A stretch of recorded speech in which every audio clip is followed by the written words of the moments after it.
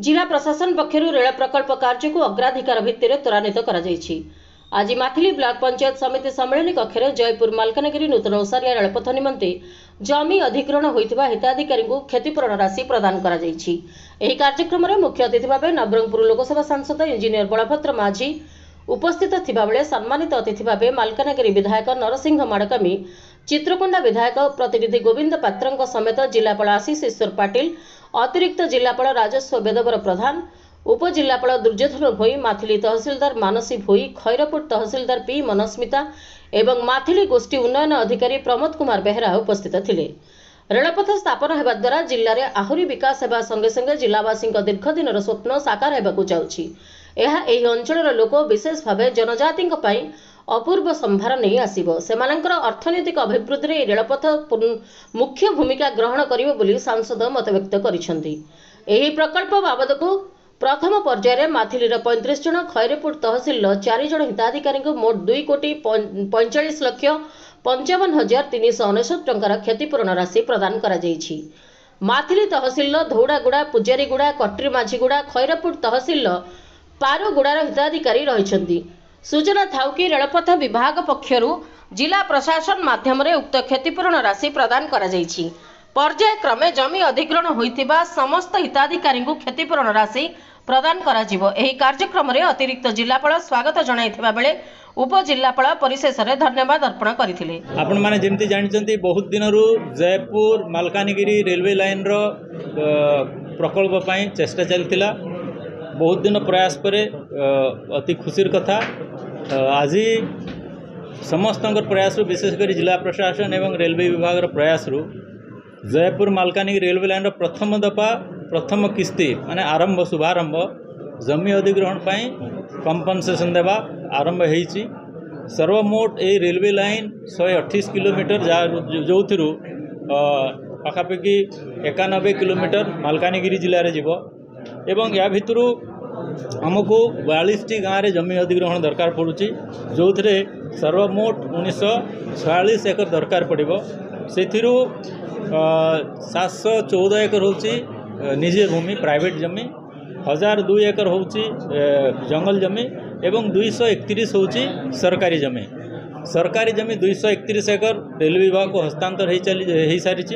आज जेते सब गाँव कहली 42 गाँव रु खैरपुट 13टा गाँव, माथिली 15टा गाँव, मालकानगिरी 14टी गाँव।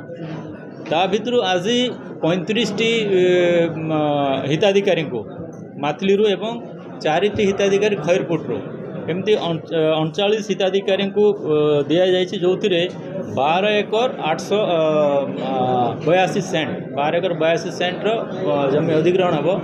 यापाई सर्वमोट आज जो कंपनसेशन पेमेंट करागला सेटा हूँ 2,45,55,369। तो यही शुभ खबर आपण मानकु दवापाई डका जाइथिला।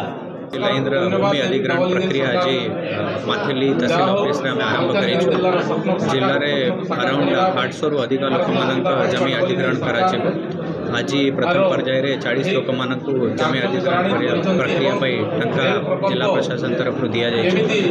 अराउंड 476 कोटी टंका कंपेनसेशन जो वैल्यू अच्छी से रेलवे डिपार्टमेंट आपको डिपॉजिट कर भितर 150 कोटी टंका ऑलरेडी रेलवे डिपार्टमेंट जिला प्रशासन को दे ये प्रक्रिया हमें आशा करूँ कि विदिन 6 मंथ्स आम सारी देवु सो दैट रेलवे को हैंड ओवर कला से नेक्स्ट 6 मंथ्स पर काम आरंभ आगत योग्य पदक्षेप एटा मना करबार नहीं। दीर्घ दिन है आम मालकानगिरी जिले में प्रदीप माझी थी समय आम दाबी कर आमको रेल लाइन दरकार, रेल दरकार मालकानगिरी जाना उन्नति दरकार। किंतु बहुत दिन पर हो 2016 मसीह सैंक्शन है, ठीक अच्छी। किंतु बर्तमान आज तो मुझे मीटिंग अटेंड करी आज मंगू बाबू नी आम मो वकिल जी नथिले अनुपस्थित मुझे प्रतिनिधि हिसाब से उपस्थित थी। जहाँ मुझे जानवा पड़ी 476 कोटी टंका आपणकर जो जमी अधिग्रहण निमंते अच्छी वर्तमान सुधा मात्र 150 कोटी दि जाए जिलापाल मालकानगिरी को जमी अधिग्रहण निमंते आहरी 300 कोटी टंका देवार अच्छी।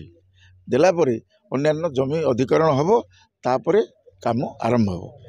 आम निश्चित भाव में खुशी हाँ जो आमको ट्रेन लाइन आसो खुशी हाँ, किंतु केबे ये प्रकल्प सर तार किसी निश्चितता जमापड़ूना कारण 300 कोटी बर्तमान सुधा दिखाई ना आप जमी अधिकरण ता अर्थ जमी अधिकरण कार्य सरी ना बर्तमान सुधा जमी अधिकरण कम सर आपणकर रेलवे कम आरंभ हो किंतु गोटे आशा रखा जाऊ सरकार जदि किसी देती आशा आम रखा किंतु जदि सरकार सत प्रभाव दियंती मालकानगिरी जिला को उन्नति करवा चाहती तारे रेलवे प्रकल्प हम नचेत अंधकार अच्छी कारण 300 कोटी बर्तमान सुधा दि जाए ना दिगला आप रेल कार्य आरंभ हो एम समर्थन रही आम खुशी अच्छु किंतु आगामी दिन कथा आम कहीपर ना बर्तमान को आरंभ है बर्तमान ये फाउंडेशन पड़ला आग के दिन भर हम तार स्थिर सत्यता ना आम धन्यवाद दबा आमर माननीय प्रधानमंत्री श्रीयुक्त नरेंद्र मोदी जी को एवं माननीय मुख्यमंत्री श्रीयुक्त मोहन चरण माझी को आज रेलपथ प्रकल्प जयपुर ठारू मालकानगिरी जो प्रकल्प हबार अच्छे जो मानकर जमी जाइए जो हिताधिकारी मान रही आज प्राथमिक स्तर में से क्षतिपूरण राशि दिखाई निश्चित भाव में जमी अधिग्रहण विलंब होता किंतु आमर भारतीय जनता पार्टी आसवा पर सरकार जो स्पीड काम चलती से हिसाब से आज क्षति प्रथम किस्ती क्षतिग्रस्त जनसाधारण को आज राशि प्रदान करा जायछि। निश्चित भाव में आगामी दिन में रेलपथ प्रकल्प त्वरान्वित एवं बहुत खूब शीघ्र रेलपथ कार्य आरंभ हो। मालकानगिरी जिला माथिली वासुदेव जेना रिपोर्ट प्राइम टीवी ओडिशा।